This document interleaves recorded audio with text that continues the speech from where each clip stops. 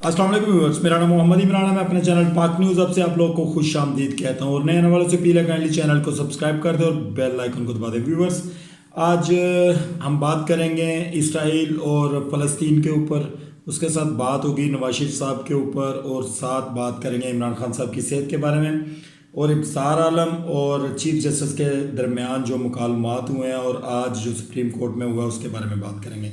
बात स्टार्ट करते हैं इसराइल और फ़लस्तीन से।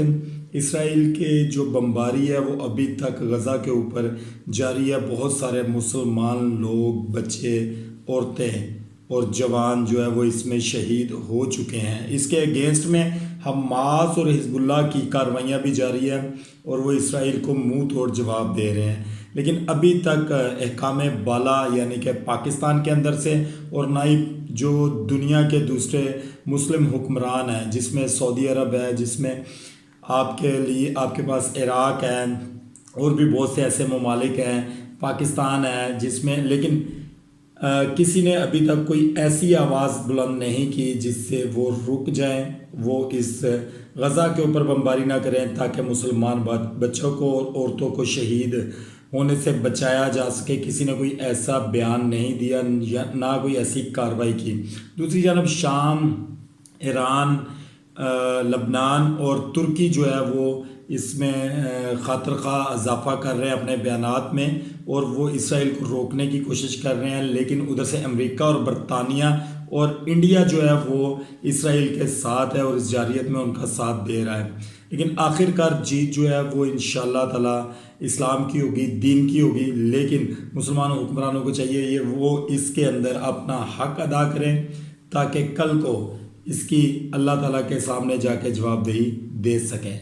नवाज शरीफ साहब ने अपनी सदारत में आज अजलास किया और उन्होंने टिकट्स देने का ऐलान कर दिया। उन्होंने कहा जी जिन लोगों को टिकट्स दिए जाएंगे या जिन लोगों को टिकट्स नहीं दिया जाएगा, उन्होंने रिक्वेस्ट लेना शुरू कर दी हैं लोगों से कि जो टिकट हासिल करना चाहते हैं। लेकिन उन्होंने कहा जिनको टिकट नहीं दिए जाएंगे बाद में किसी किस्म का कोई भी शोरगुल नहीं होना चाहिए, लिहाजा उसके ख़िलाफ़ कार्रवाई की जाएगी। और जो वो कह रहे हैं कि हमारा मुनज़्ज़म किस्म का एक सिस्टम है नून लीग का टिकट्स देने का, तो उसके बारे में कोई भी बाद में कोई बात नहीं करेगा। इसका मतलब है कि इलेक्शन होने जा रहे हैं, जो टिकट्स की बात होना शुरू हो गई है। एक साइड पे टिकट्स की बात हो रही है, दूसरी साइड पे दूसरी जमात यानी कि पीटीआई को साइडलाइन लगाने की कोशिश की जा रही है। क्या सीटों का खेल खेला जाएगा? क्या जो बंदर बांट है वो होगी, यानी कि जो सीट्स एडजस्टमेंट है वो होगी। पीपल्स पार्टी नून लीग के दरमियान, मौलाना फजल रहमान के दरमियान, एमक्यूएम के दरमियान, इन तमाम लोगों के दरमियान जो सीट की एडजस्टमेंट है वो होने पाएगी? क्या वो लोग जो नवाज शरीफ साहब को पाकिस्तान लेकर आए हैं वो इन सब को एक पेज पर बिठाने में कामयाब हो जाएंगे? क्या इमरान खान साहब के बगैर इलेक्शन हो जाएगा? पीटीआई के निशान बल्ले के बगैर इलेक्शन हो जाएगा? अगर इलेक्शन बल्ले के बगैर होता है, इमरान खान साहब के बगैर होता है, क्या अवाम उस इलेक्शन को मानेगी? अवाम जो है वो वोट कास्ट करेगी?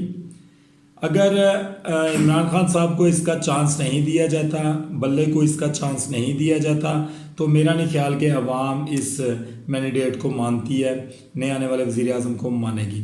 ऐसा पॉसिबल नहीं हो सकता कि आप एक जमात को साइडलाइन लगाने के बाद इलेक्शन करवा दें। दूसरी जानब इमरान खान साहब की सेहत के बारे में कुछ लोगों ने व्लॉग्स वगैरह बनाए हैं। वो बता रहे हैं कि इमरान खान साहब की अचानक जो है वो आज तबीयत ख़राब होगी और डॉक्टर्स की टीम ने जेल के अंदर ही उनका मुआयना किया। अगर इन बातों में सच्चाई है, अगर इन बातों में कोई हकीकत है, तो क्या ये अच्छी बात है कि एक ऐसा लीडर जो पाकिस्तान का 80% लोगों का दिलों की राहत है, दिलों को, उन लोगों के दिल जो है वो इमरान खान साहब को चाहते हैं, वो उसको लीडर देखना चाहते हैं और वो उसको प्राइम मिनिस्टर ऑफ पाकिस्तान देखना चाहते हैं, क्या उसके साथ इस तरह का सलूक रवा रखना अच्छी मिसाल पैदा होगी आने वाले दिनों में, या फिर इन लोगों के लिए भी ये प्रॉब्लम्स क्रिएट हो सकती हैं जो आज इमरान खान साहब के सामने पेश हो रही हैं? तमाम तर ये वजूहात जिसकी वजह से इमरान खान साहब को साइडलाइन लगाने की कोशिश की जा सकती है। तो कल ये लोग तैयार रहें, ये इनके सामने भी ये सब कुछ आना आएगा, लाजमी आएगा। जैसा करेंगे वैसा बनेंगे, ये होगा। आप भी इधर हैं, हम लोग भी इधर हैं, पता आप लोगों को चल जाएगा। दूसरी जनाब, सुप्रीम कोर्ट में आज चीफ जस्टिस साहब ने 2 लोगों के बारे में बात की है। एक तारुल कादरी साहब, कनाडा के बारे में बात की गई है। उन्होंने कहा जी कनाडा से आने वाला जो इंसान था, आया यहाँ पे जलसे जुलूस किए, यहाँ पे धरने दिए और वापस कनाडा चला गया, तो उनके खिलाफ कार्रवाइयाँ कब होंगी? क्या वो अपने टिकट्स पर आए थे? क्या उनका टिकट्स उन्होंने खुद ख़रीदा था या किसी ने उनको वो टिकट ख़रीद कर दिया गया था? काफ़ी जो दायरा कार है इसका तफ्तीश का ये तंग करने की कोशिश की जा रही है सुप्रीम कोर्ट की तरफ से भी, और लोगों को अब बाई नेम जो है वो डिस्कस किया जा रहा है सुप्रीम कोर्ट्स के अंदर। अबसार आलम साहब ने आज अपना बयान दे दिया है जनरल फैज़ हमीद साहब के अगेंस्ट। उन्होंने कहा जी बहुत से मामलात में बहुत से गलत काम किए गए हैं और उनके पीछे तमाम तर चीज़ों के पीछे जो है वो फैज़ हमीद साहब का काम है। फैज़ हमीद साहब ने वो सारे काम करवाए हैं, जिसके इस बयान के बाद चीफ जस्टिस ऑफ पाकिस्तान ने अबसार आलम साहब को ये बात कही थी, क्या आप इस बात के ऊपर कायम रहेंगे? कल को अगर आपको बयान देने के लिए बुलाया जाए या जिरा के लिए बुलाया जाए तो आप वो जिरा करेंगे उनके वकीलों के साथ, उनको उनका जवाब देंगे? क्या ये सोच लें आप इस चीज़ पर कायम दायम रहेंगे?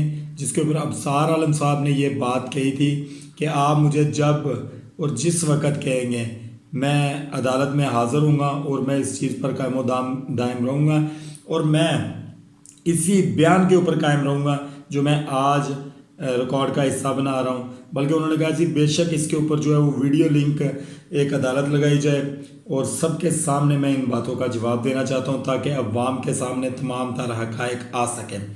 ये एक अच्छी रवायत है कि किसी ऐसी पावर के बारे में बात करना जो पाकिस्तान की एक इंटेलिजेंस के सरबराह के बारे में बात की जा रही है जो अब रिटायर्ड हो चुके हैं।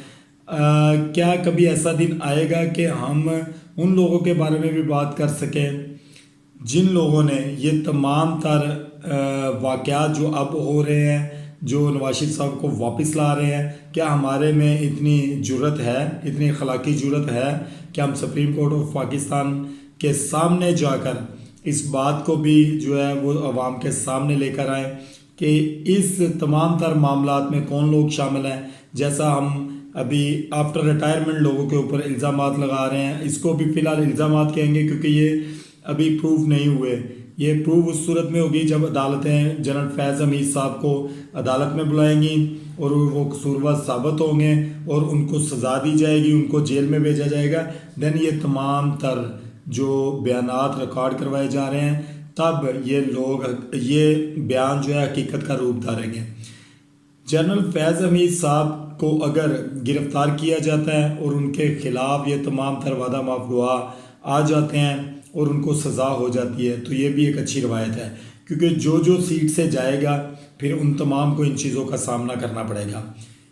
हाजिर ड्यूटी कोई भी लोग हैं, किसी भी इदारे से उनका ताल्लुक़ है, अगर वो कानून को अपने हाथ में लेते हैं तो कानून को अपना रास्ता लेना चाहिए और उनको कटहरों में लाकर खड़ा करना चाहिए ताकि दूध का दूध और पानी का पानी हो। और जो कुछ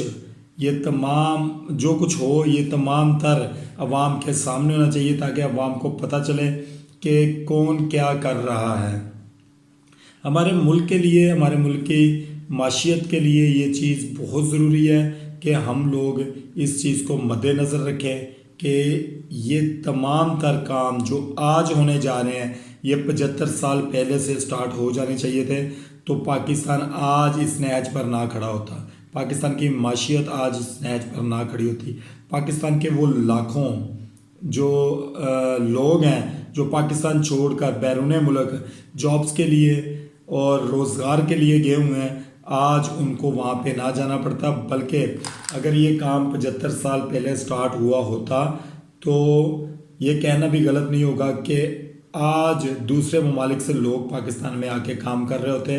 पाकिस्तान इस वक्त जो कर्ज़ मकरूज़ है तो पाकिस्तान ये कभी भी कर्ज़े ना लेता और मकरूज़ ना होता IMF का।